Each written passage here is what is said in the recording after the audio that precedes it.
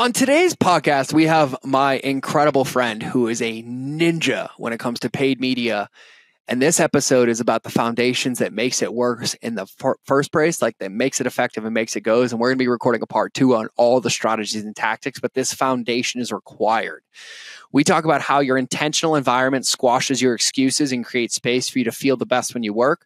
We talk about how to create the shutoff as an entrepreneur and create separation that helps you feel safe. We talk about how to stop actively taking bricks out of your vision, and how radical honesty with yourself, knowing that you have a trainable muscle that you can flex and train to achieve your success. We talk about that and so much more.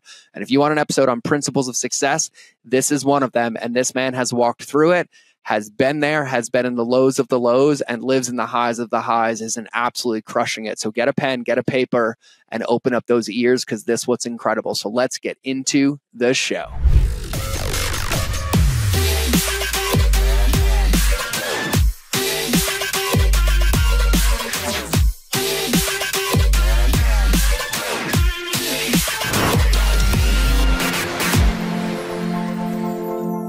Everybody, welcome back to another episode of the Mind of George show that was supposed to start 53 minutes ago. But that's what happens when you see a man in Montana walking down the street and you grab him into your podcast studio to represent the state of Montana as a badass entrepreneur as well. He does look like he belongs in the wilderness outside of my office, which is true. He does live here. And funny enough, even though we're neighbors, we don't see each other enough. And so I had to put him on the podcast studio calendar. I was like, hey, are you in town this week? But I'm stoked. I'm excited. I have my friend Bob Thompson here, who was near and dear to my heart very quickly, instantly when we met. We hit it off. He's an incredible human, incredible father, incredible husband, incredible entrepreneur. And he loves talking about marketing just as much as I do. And he loves talking about the parts of it that I hate talking about. Yeah, which is a nice compliment. Which is a perfect then I can take compliment. everything that you teach me and go apply it and have it work. I know. And then no one in your world listens to me anyways. And so you're one of the ones that does it. And then everyone's like, Bob, why is your shit working? Yeah. And everyone's like, I don't know. Yeah. I don't know. So today, that's who I'm joined by, because he's got his toes in many things, from products to launching physical products, digital consulting, coaching, marketing, scaling. And so I can't remember all of his businesses, just like I can't remember mine. So without further ado, welcome to the show, Bob. Awesome. Thank you so much for having me. The studio off air, the tour of the studio just blows me away. Like, I love it in here. I am like, my heart is so happy. Yeah. Because like I was explaining to you, and it's so funny right now on the podcast, I'm recording a series. Did you read that book, The Talent Code? No, I haven't. By Daniel Coyle? No, I will. Okay. So I recorded up through chapter 4 today, and I'm doing a breakdown of the book. And so think like Cal Newport deep work, but around your talent. Okay. Right. So mastery at a deep level and how to basically like extract it out. Yeah. And, you know, one of the principles we talked about was like curiosity and experimentation, but also understanding that like who you are yesterday is not who you're going to be tomorrow. Yeah. And stop trying to plan like, oh, this blueprint is exactly how I want it to be. And I was teaching the lesson and like reflecting through, and I was like looking around the studio, and I was like, God, it took me 3 years. And I can literally tell you piece by piece how I had the idea for the studio over there. Yeah. And it filled my need, and I loved it for like 4 months until I was like, God, I feel like I need to sit down when I do some coaching.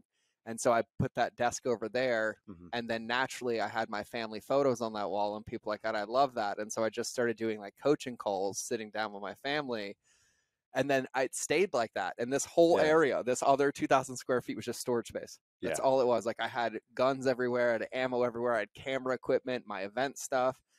And then I was like, God, I need to be able to like teach stuff. And then I was like, I need a table. And I had that dope custom steel 8,000 pound table made. And then the moment that went, I was like, oh, this is a conference room. And then I started having people come out, and that stayed as a conference room. And this middle area stayed as just storage the whole time, which is the most space in the studio. And then one day I got done with a client, and they're like, God, it would be awesome if we recorded a podcast when we finish this. And I was like, you want to do it tomorrow? And they're like, yeah. And so that afternoon, I put this in place, and I just hung a black curtain behind here. Yeah. And I put all those temporary lights up and started recording right here. And then a week ago, I was like, this is here to stay. I moved them off the floor onto the ceiling. And then this is how it's all come to practice. Which is why it flows so well, and it feels so natural. Yeah. And I think that's like I know for myself, there was a period of time you try and force something, you try and make something happen, and then you're just going to start moving stuff around. You get stuck with these hiccups, and you're like, this doesn't work. But why it works so naturally is because it was how it was designed to be. It was piece by piece over time, how naturally everything happened. And that's why it feels, I know for me, one of the things I currently ask myself over and over again, because I'm very introverted and I hate leaving my house and I just love working from my home, was I don't know how I could have another office away from it. Whereas I walked in here, I was like, this is sick. I could work here.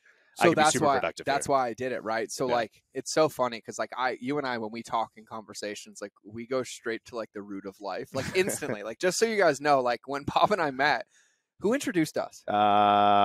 Pretty sure it was Dan. Dan. Oh, it was Dan. Yeah. It was Dan. Yeah. So Dan introduced us. We talked on Facebook for a while. Yes. And then I moved here. Yep.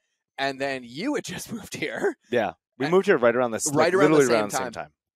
And then we talked online, and then we met, and then instantly it was like we were talking about the meaning of life. Yeah. Like instantly. And then I was like, hey, I know some cool shit that can help you. Can I teach it to you? And he's like, yeah. I'm like, okay, I'm coming over your house. I need you to buy me sticky notes and fucking flip charts. And I still have all of them, and I still refer to the sticky notes. I did transport it onto a Google Doc, but I still use that.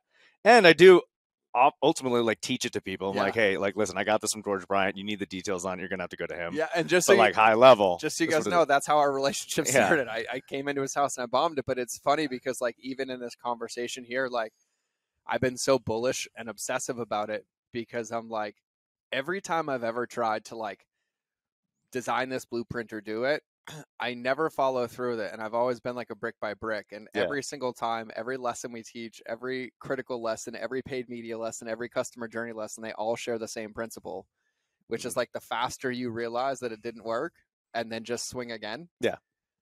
You're good to make the adjustment. And so it's just interesting because like for me, I'm the same way. Like I had a home office. Yeah. And I loved it, but I also realized my environment was holding me small because I was allowing things to intermix in my containers. And so I was getting very codependent on my own self and on my own business, and I needed some separation. And when I started, it was hard. Yeah. Right? Because I was like on the drive over here, it's like I'm going to the field on Sunday. Yeah. And there's nobody in my car but my excuses and me. And I'm coming up with every one of them to not come to the office. Yeah. Right? Because there's no like, I'm in my home office, I'm boom. And then when I was here, I felt really guilty opening up YouTube in here. Really, like, really guilty. Work. And so I was like, wow, this is really interesting. My environment plays such a huge role on it. And I've neglected it for so long. So I started looking at it, like, especially when it was hard, like it was game time. So like on my drive over here, which is intentionally 30 minutes by the Swan Mountain Range, like every day, it's that space. But like sometimes I'm crying on the way over here. Sometimes I'm like pumping myself up. Sometimes I got E.T. the hip hop preacher on, but it's like I'm coming to the field. And then the moment I get in here, I wanted to make it a home away from home. So it is a workspace, but it's for me to feel the best. Yeah. And like I want it to feel like home, and like the flick of a button, like go from studio to living room. It's not a morning hack or a nighttime hack. It's like it is intentional. It's the environment is set up for success for you personally. Yeah. Which obviously, since we have a lot in common, it blends over to me. Yeah. But that has been something my wife and I would talk about. Which, by the way, congrats. Oh, thank you. It's like I think the second time I've seen you since you've been married. Yeah. No, first time. You just got married. I got married in the beginning of the year. Yeah. So this is the first time. Yeah, I think we were engaged. We were engaged last time I saw you. Yeah. But that's the thing, because I've generally, even though and I can give my background on my business and stuff. Yeah, we'll get there. But I've generally worked from my own home, my own office space or whatever. And that is one of the things now is I do love that, but more on my mind has been, I want to build something that is my space like this where I can go to, because my wife and I talk about it. I'm like, hey, listen, you're working. Yeah. Like sometimes and I'm sure people can relate to this, is like, where's the shut off? Yeah. And when it is right there, when I can just open up my computer and I can do stuff, Yep. There is no kind of shut off, especially when you, as an entrepreneur, it's like, it is just part of who you are. It's entrenched and you're constantly like, it is one thing to constantly be thinking about it. There's another thing to then be like distracted, or it's like, they think I'm done and then I just go and I start working and there's no separation. There's no separation. Well, it's so interesting too. Like I did an entire podcast on this, and I think I taught you this, the dream storming concept with the critic, the realist, and I've never heard that. No, okay. I'll have to teach you after. Yeah. But human beings operate in states, okay, right? And naturally in these three states, we teach this as a creative process in my consulting, but it's actually a behavioral process as well. And this is going to make sense to you. So for everybody who hasn't heard dream storming, you're going to hear it because I'll give a little context. But naturally, like, imagine when you're dreaming up Disney World, right? Before swamps were ever drained, castles were ever created, robotronics were ever made, right? And you have this vision of like this world on swamps and robots that move themselves and underground tunnels, right? Like, while you're about to be broke, convergent, completely bankrupt. convergent thinking doesn't get you there, right? Only divergent thinking does. So Disney created this process, and then people made billions turning it into a teaching thing, like Boeing and Lean Six Sigma. It's incredible. So there's the dreamer, there's the realist, and then there's the critic, right? So the dream, when you're in the dream state, the only thing you can do is add to the dream. Like, what is it you want to do? I want to fly to the moon. I want to do blank. I want to do blank, right? But the rules are simple. You operate in that state and you stay in that state. When you're done with the dream, you leave that state, right? So Disney built 3 different offices. There was a dream office, a real office, and a critic office. In the dream office, it was clouds, airplane, space. In the real office, it was the how. So that's the how. They actually office. built these? Yes, these are physical offices. Right. So there's the how office. That's like mechanics and gears, right? So when you're in that office, the rules are simple. You can't add or take away from the dream, and you can't poke holes in it. You can only ask one question. How can it be done? Not, no, how could it be done? Not how can it be done? Because can is convergent, right? How can means limited to what we've done. How could, more opportunity based, right? Without the limit of the dream or the constraint, right? So then you're like, oh, well, we would have to drain the swamps. We would have to create something that could move on its own. We'd have to blank, right? And so without the limit and the constraint, you actually start to solve the problems, right? And so then you leave that office and you go to the critic office. In the critic office, there's 3 rules. Number 1, you can't add or take away from the dream. You can't ask or say how. You can only poke holes in it. But everybody forgets the critic's job is to protect the vision, because they're pointing out the vulnerabilities, right? Because when the critic's job is done, you're left with a list of all the reasons this could not work. If you can solve any item on that list, you are now actually building the dream. Human beings operate in one of those states. Men and women get this all the time, and men, you're going to laugh. You buy your wife something that she was asking for, and you are like, I got it for her, she's happy. 10 minutes later, she shows you another one of those same things and says, I can't wait to get this one. And you immediately get upset, and you're like, but honey, I just bought you this one. Isn't it enough? And you get into a fight. Every man, this has happened. And then an hour later or sometime later, you end up talking, and she's like, why were you so mad at me? He's like, I just bought this. She's like, no, I meant in like 5 years. That's the difference. She and a lot of like my wife or my wife lived in like the dream state, right? And when she was in the dream state in our marriage, like I was always in like the how state. So when she would say something to me, my brain was like, this is how we'll do it. This is how we'll do it. And she would feel unheard, right? So you're starting to see this. So when they're in the dream state, people are talking about things with no constraint of time. Then people naturally live in the how state. These are typically a lot of analytical peoples, engineers, things like that, where you'll come to them with your vision, and then you'll feel unseen because they're telling you how it couldn't be done or could be done. You know what I'm talking about? Right? Or the critic, whose natural one is to see the vulnerabilities and visions, and we'll go to them with an idea that we're really excited about, and they'll be like, but you can't do it. But then they actually want to support us, but they don't realize that they operate in one of those states. And so when you start to realize this, we do this with teams, and we help them identify. So on my team, I'm the vision, Ashley's the how, and George is the critic. And we have like an even spread. But when we're having meetings, when I go to Ashley, I'm like, hey, I need you to dream with me for a minute.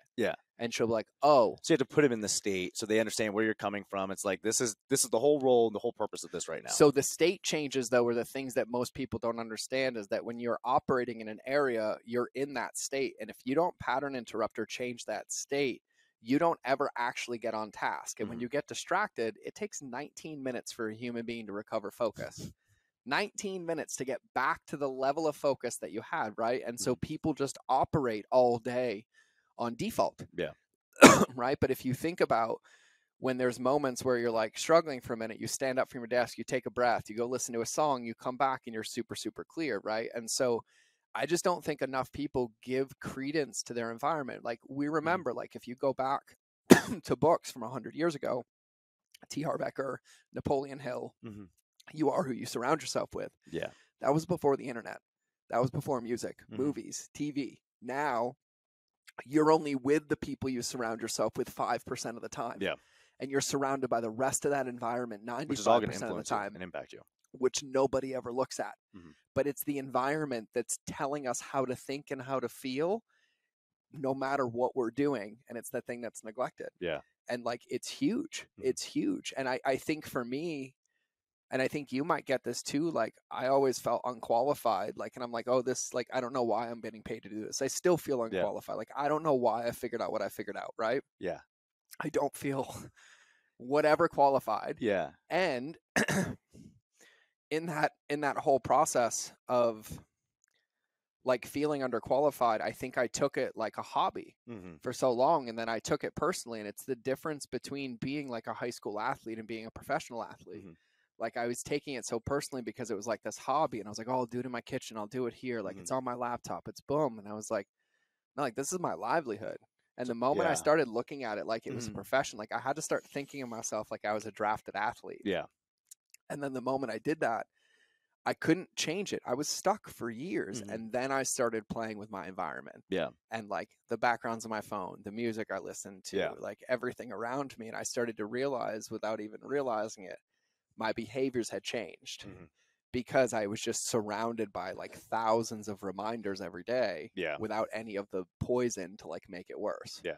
I totally understand that, because it's at a certain stage, if you don't take it as I'm a pro, or you're like, this is just what I like to do and I'm kind of good at it, you give to a degree, an excuse if you don't succeed as well, or if you fail, which then also creates a loop of like self-sabotage, which I definitely was in a state of at one point. But that's one of the reasons why I moved to Montana. I knew, because I've always at some degree, I put myself in the environment to be successful. We live in Billings, by the way, in case you want to move here. Yeah, that's the most beautiful part of the state.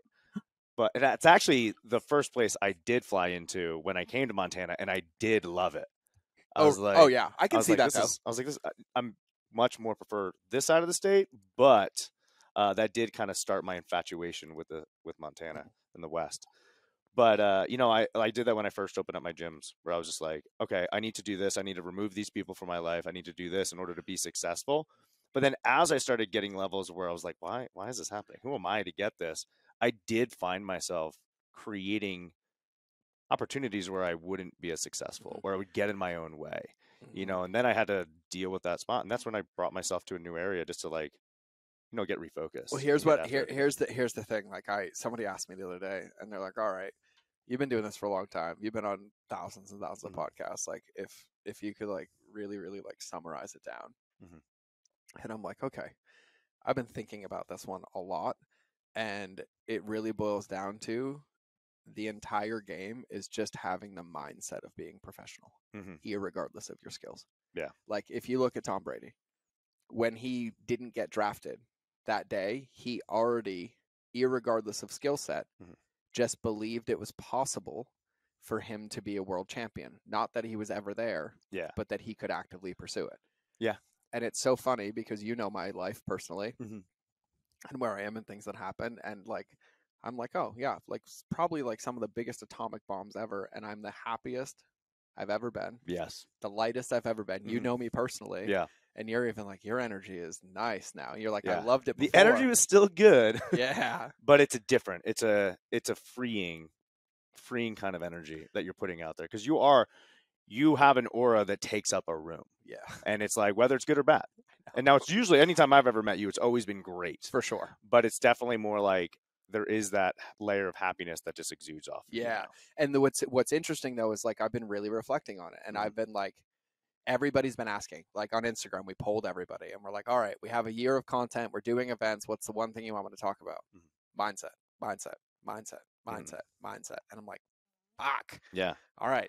Well, here's the part. This is how I'm summarizing it down to everybody. I've studied like every ounce of trauma work. I've been through all of it. And all of them have the same things in common. The first thing they do is give you safe space to be aware of your trauma. And the moment you're aware of it, you're no longer living in it. So then they give you a new behavior. And then they basically talk to you forever until you make that behavior a part of your life, or you keep paying them until you do. But every ounce of therapy ends with some new behavior to give new episodic memory of a new self versus an old self. Yeah. We're entrepreneurs. No one's coming to do this for us. Every single moment that I choose to sit here and believe whatever feeling is in my body I am actively taking bricks out of my vision and lying to myself and saying that I'm putting them in. Mm-hmm. Because even if I'm sitting here with a shitty feeling and I'm not putting a brick in my building, but I'm not removing that feeling actively from my body or doing something and pretending I don't have the answer, I'm just lying to myself. Yeah. So for me, I made this one model last year and I've been teaching it. Nobody listens to me, but I basically took every important behavior in my life and I was like, on the worst day of my life, what's the minimum I would commit to knowing I'm not going to die? Mm-hmm. And I've done nothing but those behaviors every day for the last year. And everything is so easy. Well, you're controlling it. You're controlling the outcome. Because no matter what, I'm going to feel how I feel, right? And that's the hardest part. And that's why I love coaches. I just recorded a whole podcast on coaching. I was like, what do the best coaches do? They hold space for you to see who you really are and for you to remember what you committed to. And they don't believe the bullshit that gets in the way. Yeah. Right? That's what the best ones do. Yeah. Well, your beliefs lead to your actions. They do. And you can make, and I remember there was a point for me within the last year where it was a decision that was the catalyst to making change, where it was like, I'm no longer going to let this event that I keep pulling myself back to, which holds myself down. I'm going to stop letting that be a controlling factor of where I am, because it's my decision ultimately. Well, even you, like talking about how I'm different. Yeah. You're different, like drastically different. Like you went from chaotic, I want to get away, blah, blah, blah. I'm moving to Montana. You're now a married father. Yeah. Right. And by the way, energetically, physically, in business, leading, responding, not reacting, doing the work, like all of it as well. Yeah. Well, I personally, and it's a different season. And I think that's part of it. You go through different seasons and you have to acknowledge. And like I broke this down mostly just for myself to understand, like, hey, it's okay. Like, my first season of entrepreneurship, was defined by this, and these were my actions, which then led me to here, which is where essentially like it was a speedy growth path, and I needed to kind of like collect. I needed to figure some shit out. Well, I'm so glad, because I have a question about this. Okay. And I'm so glad that you went there, right? And this is, by the way, like I love the paradox of the more that you learn, the less that you know, and the longer it takes to learn something new. Yeah. That's the fun part, right? But you just talk about, and I actually love that you call them seasons. I feel like my thinking and language, including a lot of entrepreneurs, held me back for a long time because I used to call them chapters. Okay. But then I realized that I was holding myself into the same book. Yeah. Right. I never even thought about that. So I love that you use seasons because it's so funny. Like, when I walked away from Caveman, the way that I told the story is I kept trying to write another chapter, but what was needed was the conclusion. Yeah.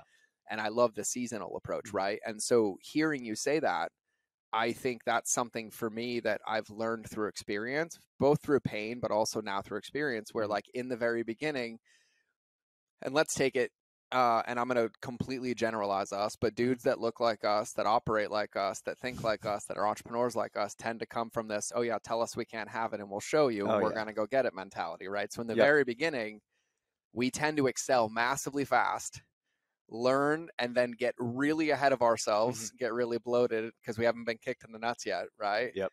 And then the lessons get longer and longer and our frustrations go, right? And then we never really finish habits, right? We hit 90% of lines and then we never see them through until eventually we hit enough 90%ers that it causes enough pain that we're willing to see one through the finish line. And then we realize that we should have just done this the whole time. So I love that you talk about seasons, right?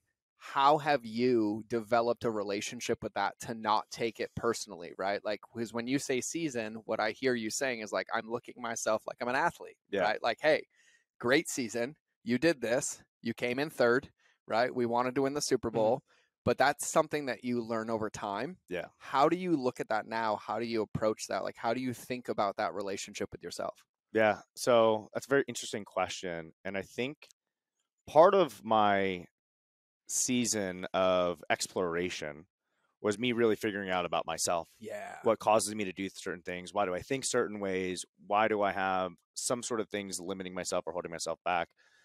And I read something, probably because I started getting back into, my faith and Christianity. And it was, things aren't done to you, they're done for you. And that was probably how I changed everything. But even taking it further back, like the seasons thing, I actually got from Dave Tate, the powerlifter, to a degree. Yep. So I look at life just like I look at training, because training, and like I used to be 115 pounds. My heaviest was like 230 when I first moved out here, just jacked, but Dude, a I walking remember. freaking stroke. Both of us. Yeah, we were big. What do you weigh now? I'm like 200, 205. Like I got tiny. Yeah, I need to get training again. I'm gonna start eating again. Yeah. I'm gonna eat to bulk now. Yeah. I need to eat better. I need to train harder. I've just been like, now I'm like fixing injuries again. But understanding, like, for me, it's hey, whatever I do as a result in the long term, like with fitness, it like teaches you delayed gratification. Yes. So, and especially when I first started working out, I didn't know anything. I had a big enough pain or problem I was looking to solve that I kept going after. But I also knew, like, just from there, and I think was an early lesson for me, was just because I haven't achieved it doesn't mean it's not possible. Because there's plenty of people that were jacked, and that's what I wanted to be. I wanted to be jacked. Yeah. I was like, I'm looking at Arnold and Sly Stallone and all those movies. So I love action movies, and I'm like, all right, they've done it. I can do it. I didn't have a thing where like, oh, I'm just not just because because I don't naturally gain weight. Yeah. I'm an ectomorph. Yeah. It's hard for me to, I was 115 pounds. So I didn't look at it as, oh, I can't do this. They have something special. I was just like, all right, they've done it. I can do it. Yeah. I just need to figure out how to get it done. Yeah. So over time and eventually being able to do that, I mean, that kind of taught me that as long as I just continue with something and don't give up, they're all just lessons. Yeah. So I have 38 questions on that. I'm gonna let you sip your water and I'll frame this first one because I'm gonna two-part it. So the second part I'm gonna frame so we both remember because my brain's a little loopy right now.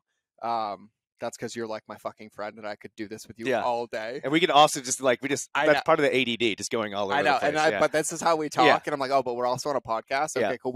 I love you guys. But that part about Sly and Arnold, I wanna talk about because when you said that, something really resonated in my brain.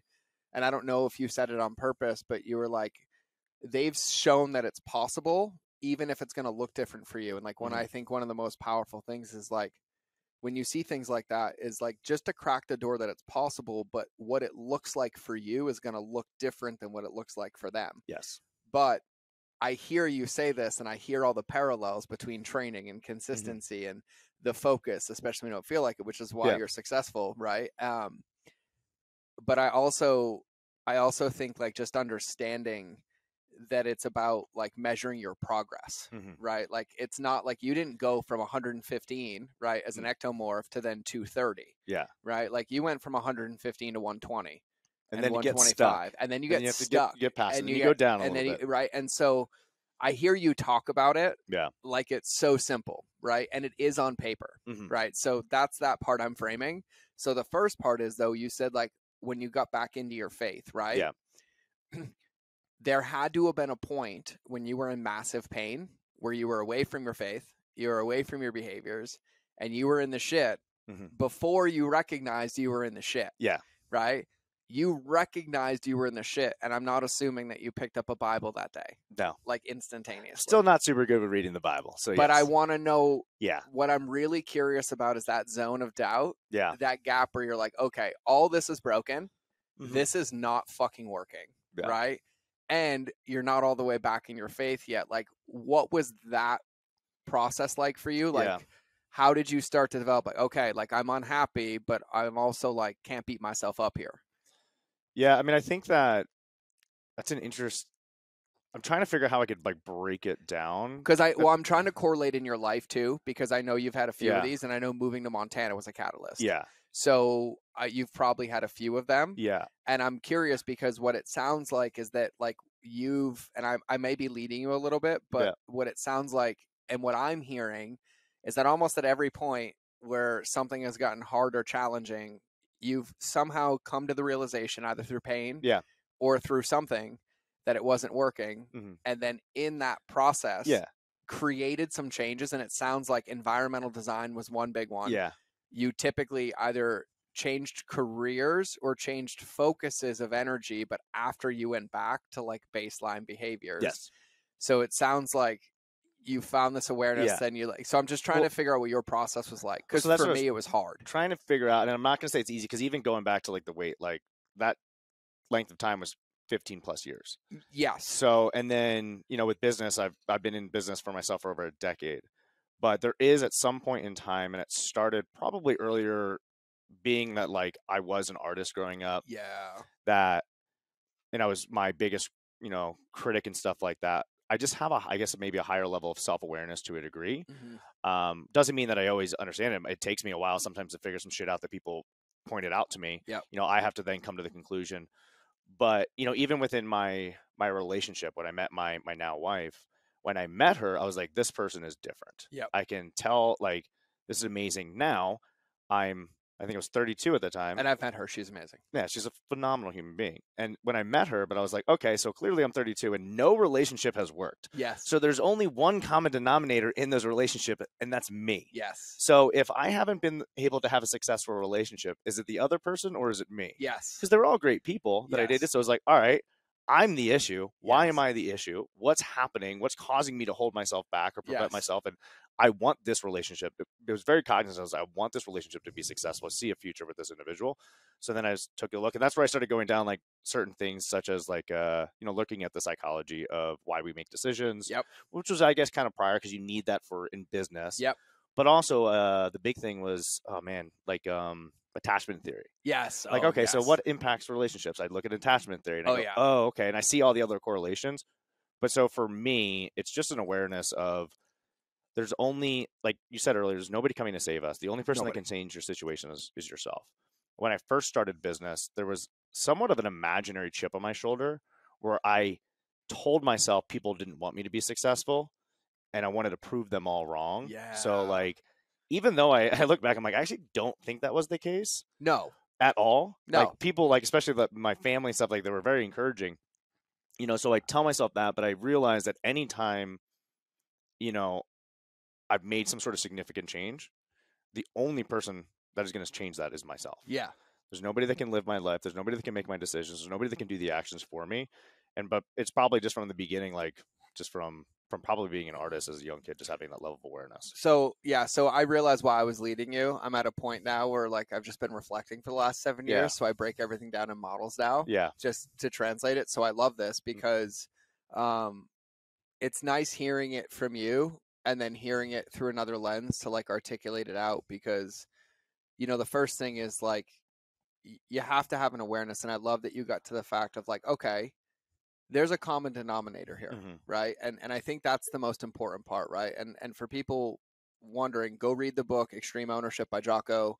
Go get into any personal development, right? Any personal development distinction you pick, LifeSpring, World Work, Gratitude, any of them, Elevate Leadership, ALA, they're all founded on the same principles. And the first thing they're going to teach you is 100% responsible 100% of the time. And I think it's an important concept, and I haven't talked about this on the podcast in like 200 episodes. Oh, wow. But I think it's really, really important because you talk about it so lightly. But I want everybody to understand that 100% responsible 100% of the time is an active choice that doesn't absolve you from the feelings. It's an empowering viewpoint that gives you clarity when you're triggered and you can't see it because your reticular activating system is tuned into trauma, right? And so the reason I'm saying this is that like right now I'm going through life changes in the business. I've had to let some employees go. I've had to end some business partnerships, right? And it's so easy to look at that of like, oh my God, well, this fucked up and this fucked up.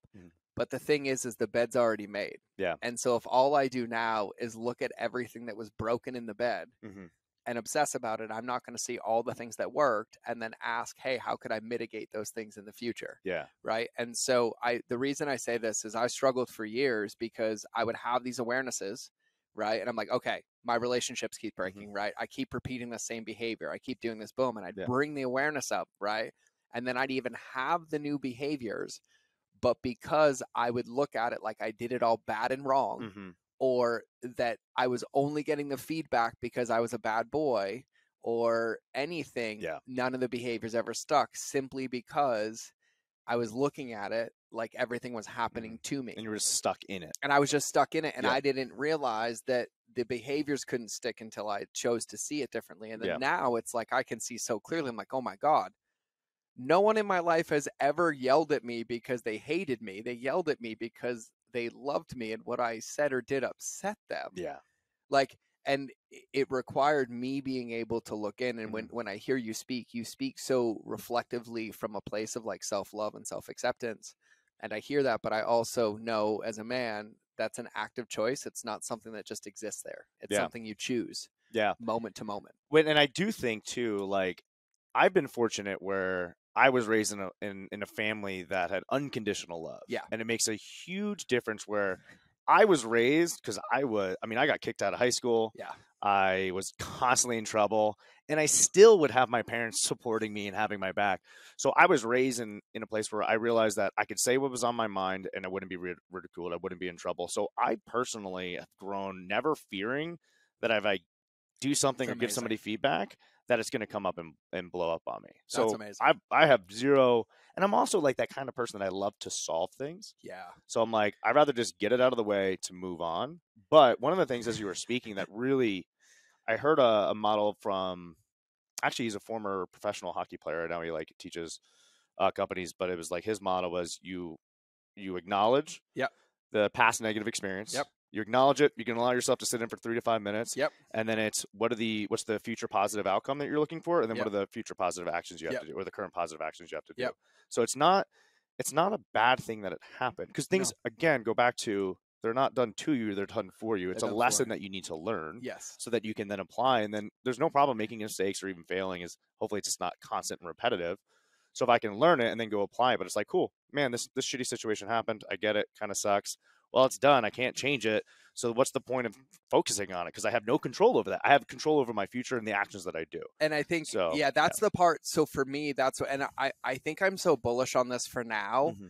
And I've been obsessed about teaching people about coaching lately, so bullishly, because I just needed somebody to remind me that I already had the tool. I just wasn't using it. Yeah. Right. It was just this. I even had the behaviors, but the behaviors were to get away from something instead of moving towards something new. Yeah. So no matter what, there was always a ceiling there, right? I had that in my, I was like, all right, I don't want to address this issue, which I know is an issue, and I know I could probably solve it. Man, I created that problem myself, and I just don't want to deal with it because I just mentally can't take it. This is the part, and this is the part for me that I had to fucking sit with for years, right? The nobody coming to save me. Like, this is why I've been struggling to like even coach people lately, because I'm like, here's the thing. You just said it. You said, I told the universe and I told my coach and I told everybody I wanted to make $1 million a year. And I'm currently seeing the thing that's preventing it. And I'm actively choosing to not do it while telling myself and everybody else that I do. Yeah. That dissonance is the one reason that everybody fails. And here's the hardest part. The solution is so fucking simple, you won't do it. Yeah. It's in that moment, instead of saying, oh, I want to make $1 million a year and I'm not doing this, saying, I don't want to make $1 million a year and I'm okay with this behavior. Yeah. The moment you do that, every single step in Key to the Kingdom unlocks. Yeah. And it doesn't matter if you make $1 million or not. It matters that every moment you find yourself making any choice wrong, you're already guaranteed to lose that game. Yeah.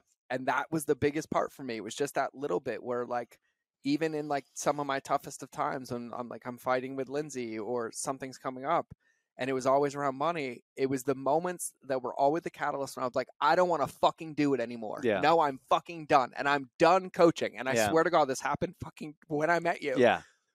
And then fast forward 6 months when I say I'm done coaching, and your coaching business I'm blew done up. with all the models. And then my coaching business was through the roof. Yeah. And I'm like, oh my goodness, right? But that level of integrity is something that you have, that every time I've known you and I've heard you speak, and I don't know if you know it, but based on what you just said about your parents and always being to be radically honest and authentic and never fearing feedback, what that's given you is the ability to be radically honest with yourself. And so you get that out all the time, which gives you an accurate measure. So for everybody listening who doesn't have that, it's a muscle. Yeah. That's all it is. It's an actual trainable muscle. And I do this on the podcast. I do this when I speak. I do it. Like, you hear me correct myself all the time when I do it, but it's a muscle to just start flexing. And the more you flex it, because like what I think success boils down to, and I'm trying to think of a better analogy, but the only one that I have is a triage nurse. Now, a triage nurse is trained as a nurse. She can go into that ER and issue care, but when she's in that role, her entire job is to assess as accurately and integrally every situation to determine standard of care. And the longer she is unaware of the current state, the less likely she can succeed with whatever behavior she's doing. Yeah. Our entire job should be to obsess about being a triage nurse in as many moments as possible, so that we're constantly looking at our check engine lights and then only diagnosing one or addressing one when there's a solution, then immediately coming back to the drawing board. Yeah. Like, that's how I've been choosing to see it. Yeah. Because like that's what it boils down to. And the model that I use, I wanted to make something easier to remember, so I made the AAA method. Okay. Right. So when you get a flat tire, okay, instead of slashing the other three, just call AAA so you can get back on the road. Yeah. So the first one is awareness. Yep. Right. And this is a paradox to me. This is what I've been struggling with. My favorite Thich Nhat Hanh quote is, the moment you recognize you are, you no longer are. So the moment you can tell me that you had trauma or have trauma, you're actually no longer in the trauma. Because like, if you think about like one of the greatest moments of your life, you can remember like the moment, but you don't remember time. You can't tell me how you were feeling because you were actually just being. You weren't thinking. You were in that moment. The moment you were reflecting about the moment, you were no longer being happy. You were thinking about being happy, right? So the paradox is like, the moment you recognize you are, you no longer are. So the moment you can tell me like, my wife's so fucking pissed at me because of this, you're already actually through the trauma. When you were angry or yelling or emotionally upset or dry heaving and you couldn't feel anything, you were in that moment. But the moment you're through it, you actually have the keys to the finish line. So awareness is step one. Step two is acceptance. And that's the part I just said a minute ago. It's that if you open Google Maps right now and tell it that you want to get to point D, Boston, Massachusetts, and hit go, it cannot spit you out directions because it doesn't have a starting point. And so it can get you nowhere. The purpose of trauma work is the moment you have an awareness, you've won the game, because it gives us the current starting point of your exact location, which means we now know the exact first step to get you towards Boston, Massachusetts. So the acceptance part is the no fault, no blame, no guilt, no shame part, right? I've done all the work. I've done all the books. The feeling doesn't go away. All I did was write it on paper, and I'd write the thought, and then I'd write a positive thought instead of it, right? Because the moment I can look at it and absolve those feelings, right? And it doesn't mean it goes away. I'm like, okay, no, I got it. Like, the situation's done. Like, I'm not proud of it, right? I don't like how I said it, right? I don't like how it makes me feel. I don't want to feel that way again. I don't want to do that again. Okay, cool. All right, well, here's what it is. And then the third A, so it's awareness and then acceptance. And then the third one is action. And then here's the biggest part. The book, The Catalyst, the customer journey book I recommend to everybody, including you, is also the best personal development book in the world. The chapter on distance is the secret to you being whatever you want to be. You take the chapter on distance and atomic habits, and you're guaranteed to be a billionaire if you actually want to be one. So you just choose the one behavior, but then this is where everybody lost. It'd be like, oh my God, I gained weight. I'm going to start working out again. I'm so upset I looked in the mirror. Okay, I'm going to the gym for an hour tomorrow. Nope, you're never going to fucking make it. Nope, because you always go straight back to the buffet and think that you can fill your fucking plate up again, but you've been out of the game. That's the reason you lose. So the model I made, that wedge of expectations, you set your ceiling, which is like, oh, I want to start training again. I'm going to go to the hour a day. And I'm like, cool.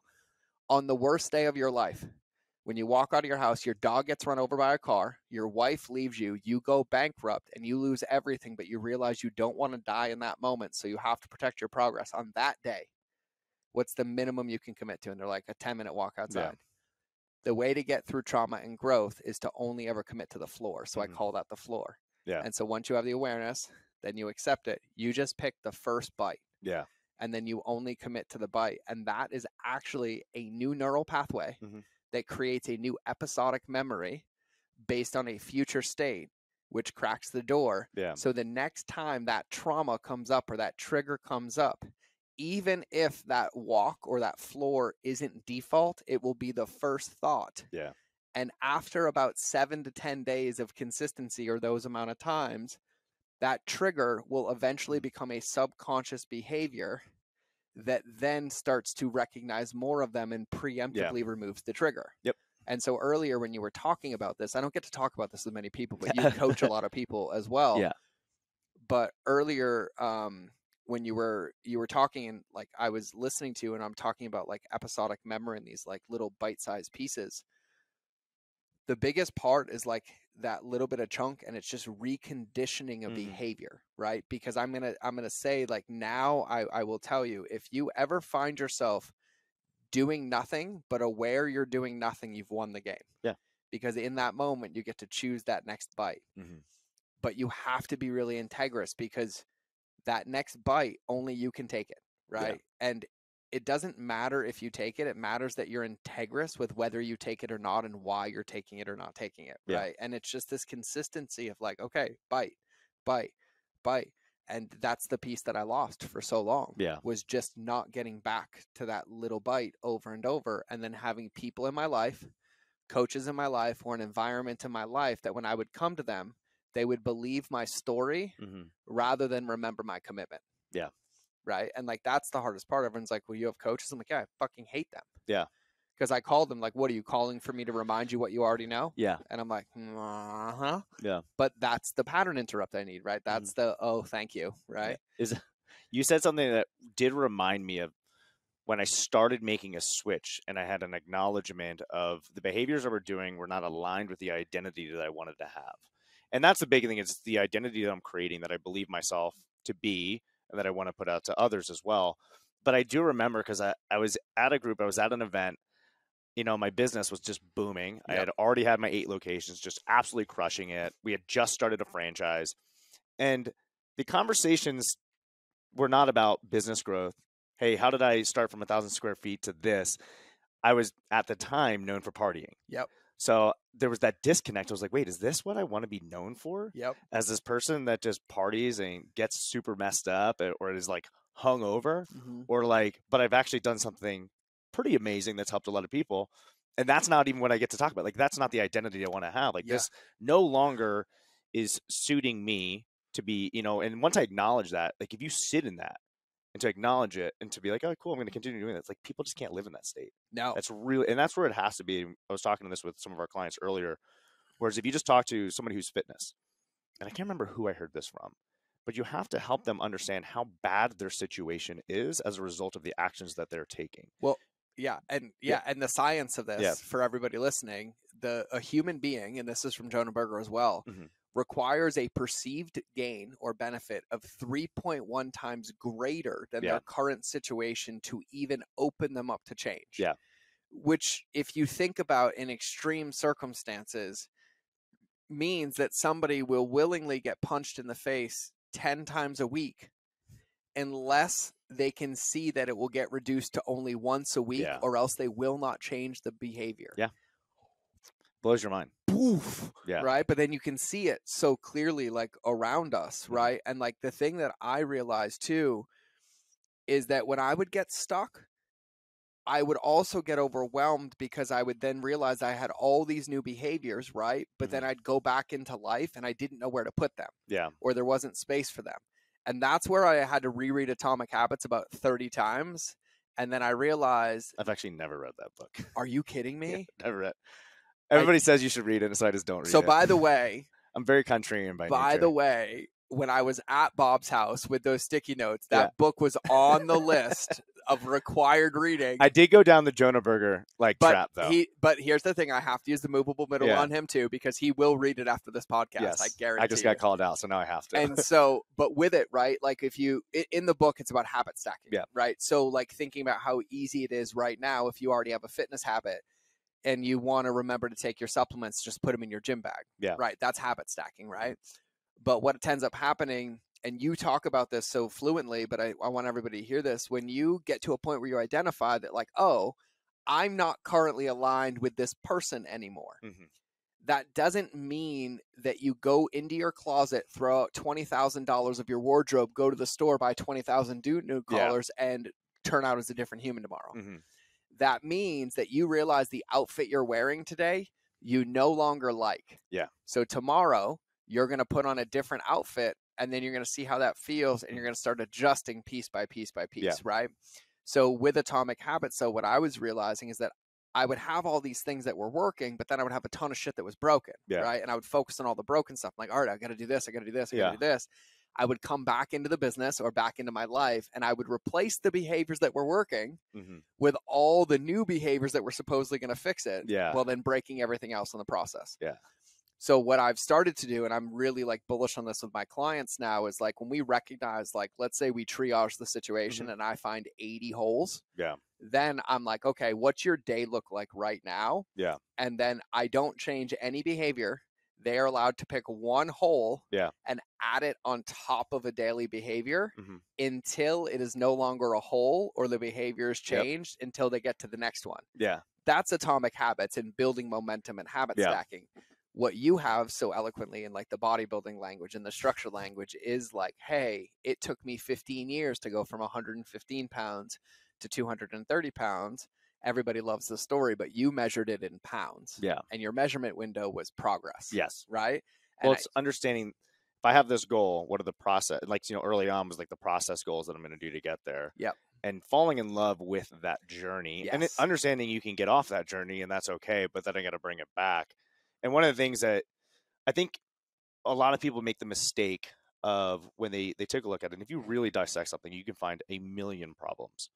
But as human beings, we are not conditioned or able to fix a million things at a time. So like when we work with gyms, and you could look at you could look at EOS or scaling up and all these, and they're like, let's talk about everything that we're going to do for this quarter, this quarter, this quarter. It's like, or for the next 12 weeks, we can just pick 1 to 3 things that are going to have the largest, like even the minimum effective dose to have the largest impact and get me closer to where my future state's going to be. And then I'm just going to do that. And that might even be the next goal for the next 12 weeks after that until it actually becomes ingrained. And then I understand it. I don't have to think about it. It's just part of my day. And and that's part of even when I first started my gym, and I just wanted to work out, but I also knew, shit, I got to grow this business. And since I knew what I loved to do was work out, I would say, hey, in order for me to actually work out, I have to do these things done first. And if I was able to do these, whether I got it done by 12 o'clock or I got it done at 8 o'clock at night, that's when I could go get my treat. So everybody listen, because Bob is massively successful everywhere in life. Also, those models I teach you called the wedge of expectations and the SOS model, where I said you have to earn the right every day. This is more credence and credibility to that, right? So one of the other things that I hear you talk about, and I love as well, and you've alluded to this, right? Like you've been in gyms, you're consulting, you own physical products, you've been around the block, right? You were known for partying, you were known for boom, but magically every single thing that you apply yourself to works. And that's because, I don't know if you know this, but every time you speak and you talk about these things, when even you identify problems, you never go to the symptom to fix the problem. You go below it and you go to you. And so even when you speak, you talk about how your behaviors and how you work on you at the core level, which then waterfalls up in NLP, neuro-linguistic programming. They call this the 7 logical levels or 6 logical levels of the brain. You can't change a situation on the level that you're on, right? So if you think of Maslow's hierarchy of needs, you can't get to the upper level unless your base one's met, right? But with NLP, it's a little bit different. But if you're operating on like a thinking level, you can't change your thinking and have it permanently change your thinking. But if you go to your environment or a behavior and you change a behavior, that will then waterfall and change your thinking. And you were actually referencing this earlier when you referenced your identity not being there. You didn't go to like, what are you changing on the outside? You went to what behavior? Like, what do I want to change about who I am or how I see the world, right? And I think that I want to make a point about this because you do this and you're an incredibly deep thinker. That's why I love talking to you so much.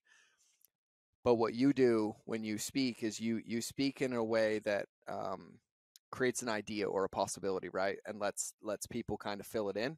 And I think that that's one of the best places for people to think about is like what you want to think about is when you're hearing these things is like what part of this lands for me just a little bit. And I might hear it through the lens of like my behavior with email marketing or my working out or my supplementation. Great. That's the wrapping paper where you're expressing it to the world right now. That's how you're going to Trojan horse yourself into something different, right? So when you take that same behavior and you choose to see it differently now and you commit to it consistently for 12 weeks, irregardless of what else is happening, that will have a positive impact. And that's something that I hear that you constantly put yourself back into, right? Even if you don't recognize it, that commitment to that consistency and I say this, but I love hearing you edify this through example. It's like if somebody comes to us and they're like, we want to lose 50 pounds in the next 12 months, we could both agree that irregardless if we did nothing more than have them drink 64 ounces of water a day, have one green smoothie, and walk for 15 minutes outside, no matter what, for 12 months, if they did that consistently, at least 80% of the time, they would probably lose more weight. They would be doing workouts we had no control over because they wouldn't be able to stop the progress. So I want to give credence to what you're saying for everybody listening, because those baseline behaviors and those consistency are the rudder that keeps us in the driver's seat towards our vision when we can't see the steering wheel, when we can't see the road. Yeah, well, I think that's so true, because you talked earlier, and what I get from that is like when you feel busy, when you feel overwhelmed. You're like, I got all these things. It's like being able to take a step back and seeing that now as an opportunity, not like, you know, and I'm just not, even though I've fallen in sometimes these loops, or even like when I opened my gym, I looked at what's the negative outcome that can happen from this. Cool. I can fail. I could lose it all. Great. If that happens, what do I have to do? Oh, I got to go get a job. Cool. Not the end of the world. Great. Never looking at it or thinking about it again. Only thinking about now, what do I have to do to get beyond there? Even knowing, like, at that time, to me, success was if I could make 6 figures. And that was like so far out there and like, and then eventually you see other people that do other things and you're like, well, how can I interpret this to myself and model it? But even there, like just taking a look at that as, instead of seeing it, man, here's the situation that I'm in, I'm busy, I'm overwhelmed. It's like, all right, where's the opportunity? Because if I'm overwhelmed or I'm feeling busy, is it due to a lack of productivity? And what is the things that I'm not, what are the things that I need to do to be productive? Because then I'm going to get the control back. Because if I'm feeling busy or overwhelmed, it's a lack of control. 1,000%. And if you're feeling busy or overwhelmed, it means you're not aware of your behaviors, which means you're in reaction, which means somebody else is driving your goals and vision, and you're expecting you to get them. Right. Like that's the thing, because in the very beginning of entrepreneurship, no matter what, you have to be Tom Brady, Bill Belichick, and the offensive coordinator. But as you grow, you now still possess the skills of Tom Brady, but occasionally have to decide if you're the best quarterback to throw the ball or if somebody else should go in that spot. And then as you grow, what you'll recognize is the only muscle you're flexing is your ability to triage situations faster, not allow your personal emotions to cloud your decision, and then constantly put them each in the next bite or reprioritize them based on where they are. Like, that's it. At the end of the day, that's it. And even if you're an athlete and you're training to be successful, there will never be a point in your training where your coach or you think it's completely okay to be mindlessly running at a pace that you don't know. To be going on a course that you've never been on, to be pushing at a pace that you don't even know where, like, never. Right. And so the more that you can find these moments to just even ask yourself, and like Scott Olfer was on my show and he's a friend of mine, and I loved how simple he put this. He has an alarm on his phone twice a day, and it's 4 hours during his workday. And it goes off twice a day and asks him one simple question: is what you're doing right now currently aligned with your vision? And twice a day, that alarm goes off, and that's all it takes to have that pattern to be like, oh, you know what? No, this isn't it. That isn't there. And I think we get so lost in the overcomplication of it all to where it's like in any moment, if we have that action or behavior and you're in that situation, like if you lost your best client or your gym's going under, if you can honestly look me in the eye and tell me that you want it to succeed, then you need to be aware that the only thing getting in your way is your ability to process that emotion and then look at the situation objectively and be like, okay, what's the first bite? Right. And that first bite is always triage. You need an awareness of the situation to have the pin in the map. And the moment you have it, you can start taking bites. But like in combat life-saving training, they used to trick us. I talk about this all the time. But when we're doing actual training to save people's lives in combat, they will literally, and we had to do this on live animals, but we won't talk about that in case anybody from PETA listens to my podcast. I apologize, but it did help us save a lot of people's lives. And so I'm also not sorry. They ate the animals after too. Hey, at least they get full circle. But in one of the instances, like I remember very specifically, they punctured the trachea of one of the animals, but then also blew a hole in the side of it and had an artery go out. And basically we looked at it, and every ounce of you wants to treat the shock in front of you. And the first 2 times people failed because they were so overwhelmed with the shock of the blood and the gore, they missed the fact that it wasn't breathing. And so when you understand that, your whole ability to succeed as an entrepreneur is no different than your ability to succeed as a trauma surgeon, to where you're going to be faced with everything that looks insurmountable. But if you can take a breath for a moment and look past what's there, you can find what's important. Yeah. And in every life-saving step, it's always start the breathing, Yeah. stop the bleeding. Yeah.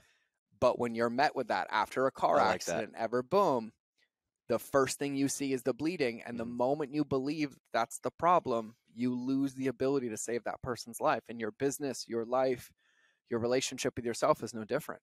Yeah. I'm actually going to take a lot of that, and this conversation can go in so many different ways just from that, where it's like, hey, the breathing, that brings us back to like marketing and sales and all that. But I think it is just so important for people just to understand, like, at the end of the day, all your situation, it can be fixed. It can. You just have to be able to like take a step back, not look at like, wow, man, this situation can get significantly worse. But like, if that happens, like, what's the good of it? And I want to say this to everybody. And if you look at the situation and you can't see it objectively, that is completely okay. But that's when you can't isolate, and you have to reach out to people like us, or a community, or people that can remind you. Like, it doesn't, like when Bob talked about taking 15 years to lose the weight, like the things that I'm talking about now with a smile on my face had demons attached to them for 36 years. Yeah. Right. Like, they're easy to talk about now. Yeah. But, you know, for the 3.5 years I hid off the internet when none of you knew I existed because I was hiding in shame. Yeah.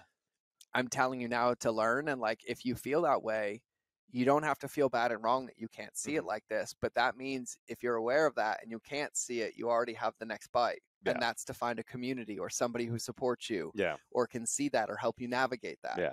Right. It's this consistency over the bites. We're going to have to we'll do round 2 and 3 because we'll do a whole business one. Cause I love where this is. And really just to like edify you, because like I even think about like when I talk to you, when you're like, and by the way, the amount of mutual friends that we have. So Bob and I will travel. Yeah. And then I'll either get a text from him with a photo of him and somebody I know, or he'll get the same thing from me. Yeah. And I'm like, how do we not know each other? Yeah. And it's actually kind of funny because I've heard of, because I'm like, man, George is like the best networker. He knows everybody. And then I just realized, I was like, it's just because you just put out good shit for everybody. Yeah.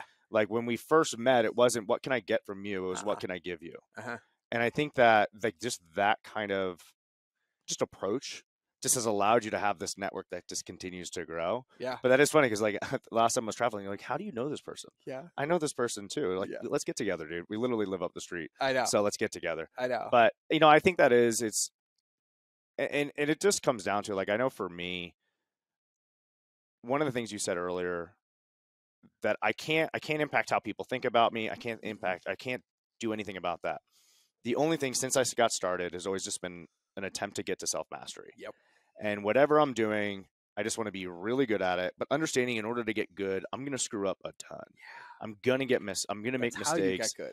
And like, I'm just going to learn from them, be able to hopefully get that lesson, not repeat the mistake, and then compound on it. And then eventually it's like, you know, my 4th gym was a hell of a lot easier than my 1st gym or my 2nd gym, you know, because of those mistakes. And something that really has helped me, and why I do love hearing other people's experiences. And I got this from when I was in EO, and where I think a lot of people also struggle EO, with, by the way, Entrepreneurs Organization. I thought that one, but for everybody listening, Entrepreneurs, there's a couple of them. Yeah. So like, and for me, it's always been trying to put myself around other individuals, whether they're in my industry or other industries, to see like what is possible, but also understanding like when in EO, since your environment is so important, you know, and I was in the Northeast at the time, you know, as an entrepreneur, you're faced with situations that not so many people can understand or relate to. Yep. And it's like, a lot of times they are good problems to have. So people are like, oh, that's your fucking problem. Yep. Like, I'm still trying to figure out how to put food on my table. Yep. So good for you on that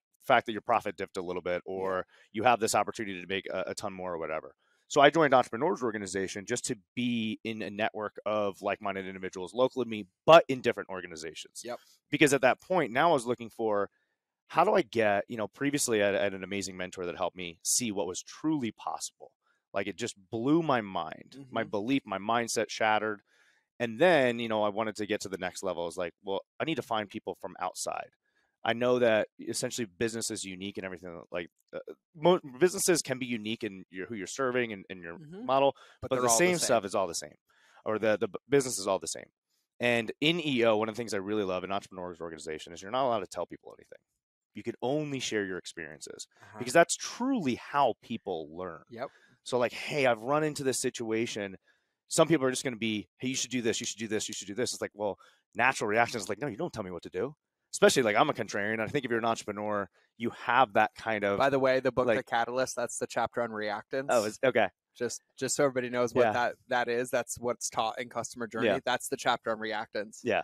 So it's what you're talking about. So, but that's so like understanding that is then being able to truly like, all right, they did this. This is what I can extrapolate from it. Just like our personal experiences. Hey, this happened. This is what I could do different in a situation in the future. And that's been like the biggest thing for me. So like going back to whatever your situation is, I've always just found success. And if people are listening to this podcast, like they're already in it. Yeah. They're already listening to the experience shares of like, all right, George has had a lot of success. He's had a lot of like stuff that has popped up. How can I learn from somebody else so that when I see that situation arise, because it's going to arise of some capacity, now I know how to like handle it. Maybe unique to me, but I'll now be armed and prepared to then move forward. Like one of the models I used to use in customer journey, I don't use it in customer journey anymore, I use it in life, was called every conceivable scenario. Okay. So how I used to teach customer journey is companies would tell me like, no, we've solved for our customers. I was like, okay, cool. Well, let's take your PDP, your product detail page, right? I was like, tell me all the things somebody could do on this page. And like, well, they could add to cart or they could leave. And then one day I wanted to prove a point, so I broke it down. And there were like 28 actions somebody could take. And then the more that I extrapolated it out, they were like, oh, I was like, so how many more holes do you want me to point out in your bucket, right? But, you know, I joked in a keynote a couple of weeks ago. I was like, how many people have ever read a fortune cookie some point in their life and they remember it in this moment? Like, I'm like, how many people wish when they remembered it recently that they just listened to it 20 years ago and followed it to a T? And they're like, oh my God. Yeah, right. Like it boils down to so many things that you're saying about just coming down to the basics and getting down to consistency. And so the ever conceivable scenario is like Mike Tyson says it all the time. Like everybody has a plan until they get punched in the face. Yeah. The purpose of that quote is to let you know that no matter what, you're going to get punched in the face. It's coming. The only way to win is to know it's coming so that when it happens, you know what bite to take next so you don't get hit again. Yeah. And that's what it really boils down to, right? It's just consistently finding these next bites. And if you can't find the bite that's important or you're hemorrhaging and you can't see it, that's where you get counsel. But no matter which way you slice it, you're going to have to keep finding these bites. Yeah. And for me, I struggled for years because I kept trying to change the symptoms of the bite. I would change the business, right? Or it's because I was a food blogger, not because it was blank or because it was how I did this, not because of what was below it. And the faster, I think for me, I think now in hindsight, if I could give myself a fast forward button, I'm like, just go to behavior, like just go to who you are, because everything else from that point, you know, really, really water falls down. But I said this earlier on another podcast I was recording, and I was like, but when this all started, if I had 1,000 bad thoughts a day, the goal was to have one good thought. Yeah. And then now it's not that every day is so easy and that I have all Those these thoughts good still behaviors. exist. Well, and even so do the behaviors. Yeah. I still knocked down, oh my God, Sweet Peaks chocolate love. And then I added toasted pecans and almond butter, bro. Oh, 3 nights in a row. Like, not aligned to my goals right now, right? But I look at my day and I'm like, great. If I took 49 choices today from my past and 51 from my future, I still win. Yeah. My goal every day is just to take one more bite from my future than I do from my past. And on certain days, like I was supposed to record 6 podcasts yesterday. Yeah. I got kicked in the nuts. I didn't. I outlined 2 of them. Yeah. But still I progress. just protected my progress because that was my floor. And I was like, if this ever happens, here's what you do. Well, there's no such thing as a perfect life. There's no such thing as a perfect day. And I heard this, and you hear this, you know, like, oh, there's always ups and downs in business. And if you're in business long enough, you finally understand the truth to that. If you're not having ups and downs, you're about to go out of business. About to. Like, it's right there. If you don't realize it, you're probably in it, or you just haven't been in it long enough. You know, and I remember, like, I was like, oh, man, like, I'm only going up. Like, what are these people talking about? But then once you realize, like, hey, it's not perfect, and that's okay, because once you go through it, you experience, hey, I can make it through. Life is not over. Business is not over. Or maybe business is over, but now I've developed the skills and the behaviors. Like, that's the thing. Like, I am very much a high risk taker. As I've gotten older and there's, you know, more family involved, I'm definitely more cognizant of the things that I do. I would challenge what you said. You're a calculated risk taker. Now I am. Back then, I'd just go all in. But even then, no, because you and I are the same person. You would go all in knowing that you had a 95% chance of success because you had done your due diligence that other people couldn't understand, that they couldn't see possible. Yeah. But you used it. I won't speak for you. I would use that situation more for my ego because they were convinced it couldn't be done, but I already knew it was going to be done. And so what looked very risky to other people, I knew I was going to achieve. 100% happened to me where exactly that, where it's like, people are like, oh, you shouldn't do it. I'm like, well, now I'm going to do it. Yeah. Now I'm going to show you. And I'm going to be just fine at it. And you do it. So I would just say, by the way, like, to give you got to give yourself a little bit more credit, because I know there's very few things that you took a big risk on and lost big. Well, I think that comes down to, though, is because I've developed the skills. Yes. So and I was talking to my buddy Angelo with this, who's been massively successful in his own right. And I'm like, listen, I have the skills. So do I want to lose everything? Absolutely not.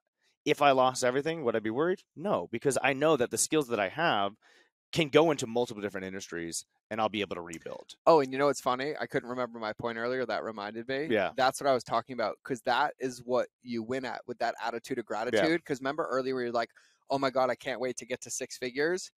In the very beginning, the reason we win is because every single thing that we accomplish, we celebrate and we're grateful for. Yeah. The moment we stop being grateful for what we have, and it's not enough, the only thing that happens is it puts blinders on so we can't see the leaks in the bucket, because it's detracting our focus because we think that we won that game. Yeah.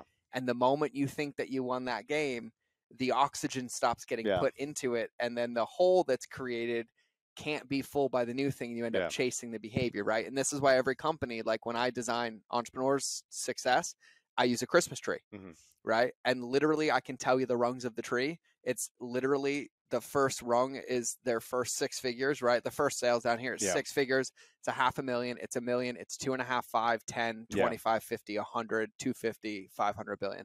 And Alex Sharfin has mapped all this out based on behaviors, but you see it across the board. Yeah. And every single time I come into a company, I come in at one of those levels. And 90% of my job is to trim all the shit off the tree back to the 3 things they did in the beginning and remind them and protect them. And those things fix the business and then make space for all the new ones. Yeah. It's this constant remembering that you help people scale. Scale comes from subtraction, not addition. Yeah. Because scale is taking the same 3 things from Pareto's principle that account for 80 to 90% of your revenue. And then as you get bigger, taking them deeper. Yeah. And then cutting out all the shit that gets away from them. That is what scale is. Yep. And so that means that you have to have this attitude of gratitude. So you take the book, The Catalyst, The Movable Middle, the same concept that gets you out of trauma is the same thing that gets you into success. Because the moment you're like, okay, I'm doing 10 grand a month and I have these coaching clients, entrepreneurs lose because they're like, I need more. Yeah. So what they don't realize is the only reason they have $10,000 a month is that's their capacity, because there's holes in the game. Yeah. And so then they go try to fill in more people with those holes. But at the moment they're like, God, I have 10 a month. I love this. How can I make it better? Yeah. The first 3 improvements they make create space for 3 new clients. Yeah. And then they magically come in, right? So it's constantly like turning it in. Well, that kind of like transitions a bit into what we talked about prior to this, which is like your whole model. And something I shared this morning where it's, and especially if you talk like D2C, because I know you've worked with a lot of product brands, but it's the same thing for gyms. Yep.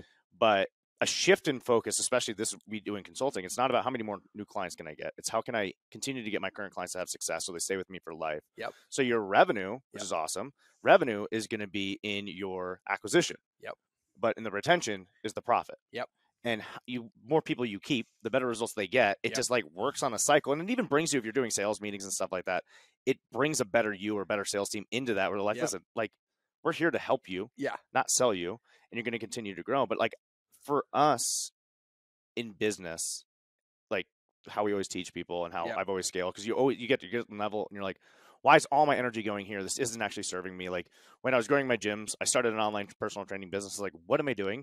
80% of my time is going to this with way less than 20% of my income, cutting it off. And then we scale to the next level, but simple scale. If it's complex, it doesn't scale. It creates issues. Your team can't stay on top of it. You can't stay on top of it. You start putting out all these fires, which is pretty normal. I think human beings are attracted to complexity because they think it's what needs to be done in order For to sure. get to the next And level. you have to learn these lessons. You really, really do. Like, this is where Mike McCallum's books comes in. Like, you can solve every one of these business challenges if you just read every one of his books. Yeah. Right? Because you read the pumpkin plan, it gets you down to the core idea of your business, right? Then you read clockwork on where you should spend your time in that business. Then you read fix this next for when things are broken, to know what to prioritize. Then you read get different to figure out how to stand out in a crowded market, knowing that it's always the simple things and how you express them differently. Like, it eradicates, most of this. But it is such an important point for everybody to understand. And you said this earlier, but like, businesses, they're the same. There's models for all of this, right? It's inputs into a process into outputs. Yes, the inputs can change, the process can change, the outputs and customers can change, but the core functions are still acquisitions, conversions, and retention. Right? And no matter which way you slice it, the thing on the back, and you'll get this, and we'll do an entire another podcast on business, but the success of your company comes down to the success of people implementing or getting the results they want through your product, service, or offerings. It just so happens that the things required to get them to do that are the same behaviors we've talked about on this entire podcast that help you get successful. So the reason that the customer journey works so well is that when you apply it to you, it also teaches you how to do it to your customers, and both of you win at the same time. That's how this game actually works, because people are not buying your products and services because that's their answer. That is a bridge to their answer. I don't give a fuck which way you slice it, but nobody is getting shredded for their bikini body. They're getting shredded so they can feel confident with their shirt off because they don't love themselves, or so they can feel sexy in front of their partners. They can go to the beach and have confidence, right? Like, it's always a bridge to an after state. So is every problem in your business. It is just a symptom of some core thing underneath it. And so the parallels are so similar. And usually for entrepreneurs, it starts with you. Always. It starts here, especially depending on the organization, but it's the leadership is going to flow down. And that's one of the things I think with entrepreneurship, as the longer I've gone on, the more business owners I've talked to, it's just problem solving. That's all it is. And that's all business is. It doesn't end. Like, the game is not necessarily ever won. Nope. Because like at different phases, different seasons of your life, maybe the goal, your outcome you're going for, but you do have to give yourself that appreciation. You do have to make sure that you are cognizant of the levels that you're going, whether it be personal and we talk about this, I guess, in just fitness, like scale victories versus non-scale victories. But there's always a new problem that's going to arise. Sometimes you'll have more, sometimes you'll have less, but that's what has allowed us to get into business, as we saw an opportunity, which was a problem. We figured out a way to solve it. We did that. Great. The next problem arises where sometimes it gets people stuck, but that's why you're in that leadership role. Boom, you solve it. And then on. And that's just how you're able to grow and scale. So the analogy that I've been using, because I don't like the athlete analogy, I don't like, but I figured out why I was a food blogger. The best analogy for a kitchen is a restaurant, a Michelin star restaurant, right? Because you think about like a restaurant, right? And if I gave a Michelin star restaurant and a off the corner restaurant the same ingredients and the same menu, and I told them I wanted the same dishes, the only difference would be the lack of ingredients in the Michelin star and the mastery of those ingredients versus the complication of the simple one, right? But if you look at that kitchen, really everything in business or in life is assembling all your raw ingredients and keeping your pantry stocked, never expired, but you don't use them all at every time, but you have them in case you need them. That's your experiences, skills, and tools as an entrepreneur, right? Then your tools are the things that you have in your business, your processes, your models, your courses, your thing, right? And then you have your positions, right? There's line cooks, there's sous chefs, there's boom. But in the very beginning, you have to go to the grocery store yourself and then pick out what you need to bring into the kitchen, stock the pantry, do prep. But you'll notice that you can make whatever recipe you want on your menu using those ingredients. We lose when we make business about the menu instead of what's in the menu, right? And so you think about like how a professional athlete can go from football to baseball. And how does that translate? The skills translate, the behaviors translate, the mindset, the thinking translates to anything that's there. And so that's the analogy that I've been using, because I can basically in any business figure out where in that bucket of a kitchen something's broken, and then figure out how to put it back in. Because just like when people come to me, they're like, oh my God, I have a content problem.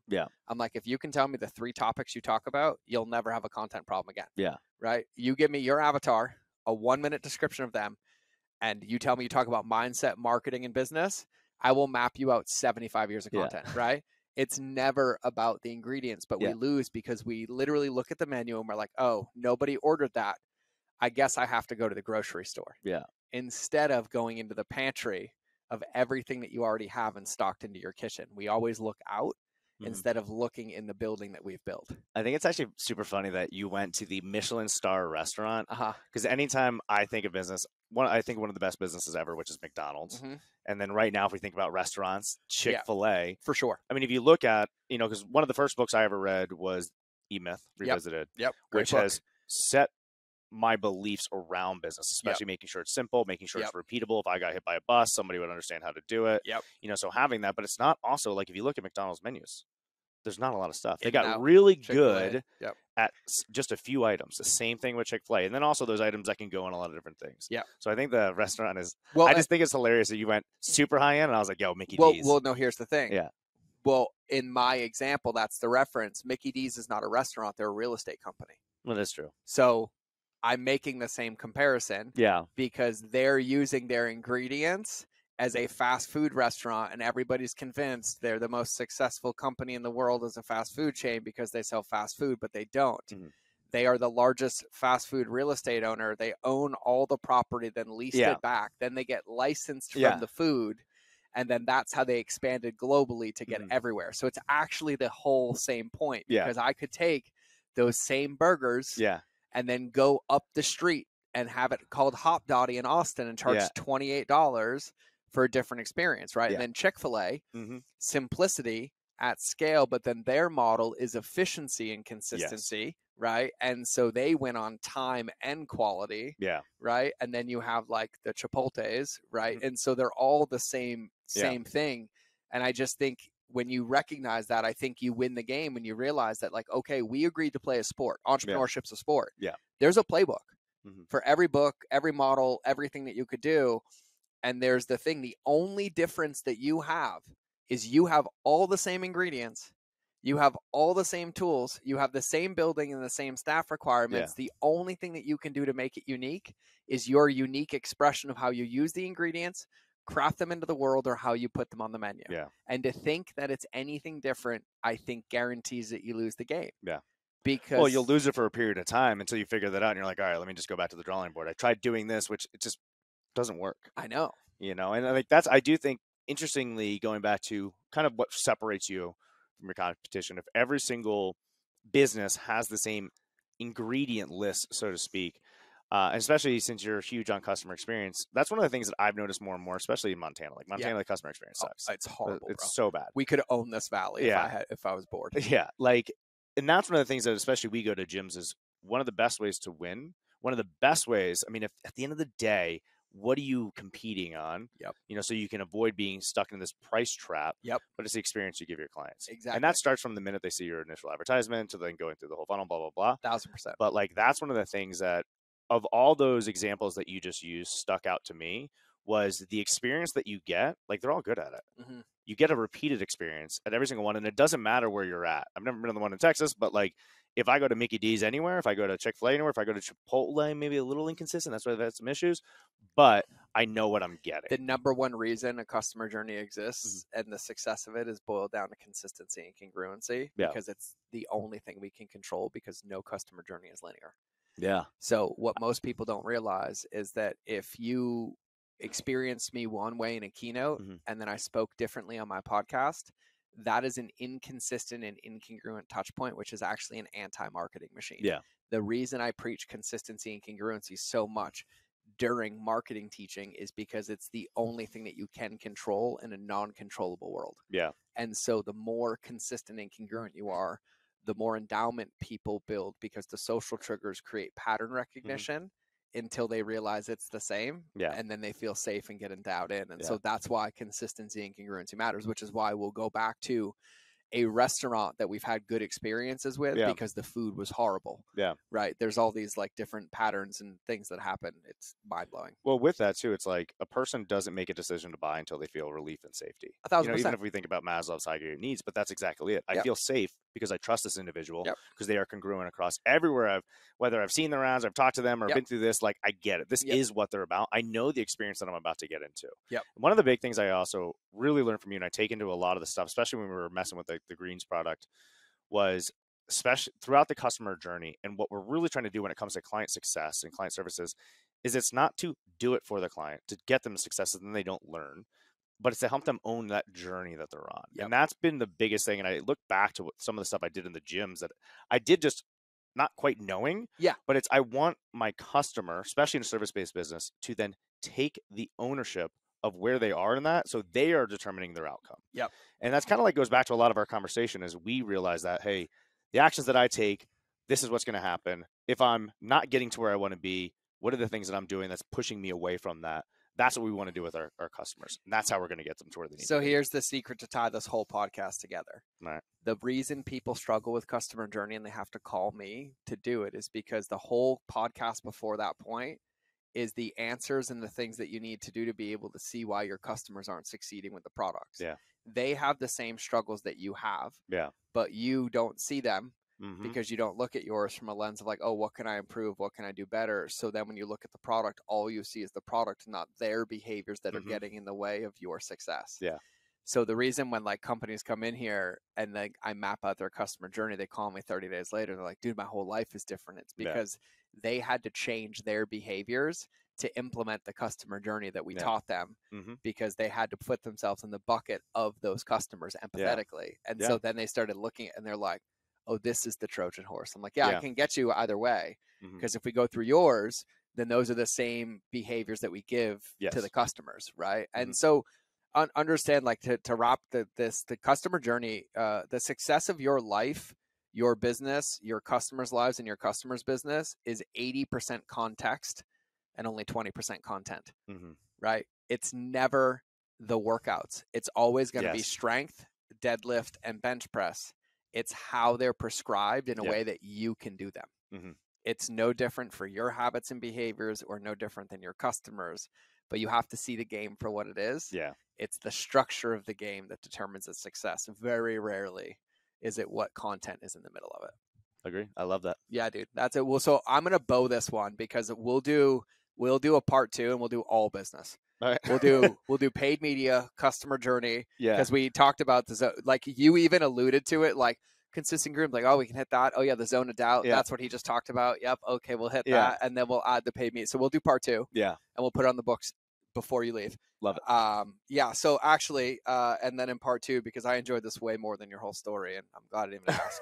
We'll cover that in the next one. But like, where can everybody find you, connect with you? Like, where's the best place for them to get you? I guess it's the easiest place is just either on Facebook or Instagram. Instagram, probably. Yeah, What's your Instagram is at I am Bob Thompson. I am Bob Thompson. He is a straight Montana American man, Bob Thompson, and spelt like Bob, you expect, like the plumber. Yes, like that would be the Montana plumber. Just straight Bob that Trump used in his campaign. Next, was that Joe the plumber? Who was I have no idea. There was a plumber guy that somebody used, and like, really? they made him famous. Yeah, somewhere. No, I have no idea. Some plumber guy. That's hilarious. All right, so I am Bob Thompson on Instagram. We'll have Bob back, and listen, I'm sure you could hear like Bob's incredible at business, everything imaginable, gym world, paid media, customer journey, marketing, blah blah blah. Go find him if it resonates. We'll do this again, but this is how I talk about my friends. Thanks, brother. Appreciate you, dude. We will do this again. I have like 8 million more things I want to talk about.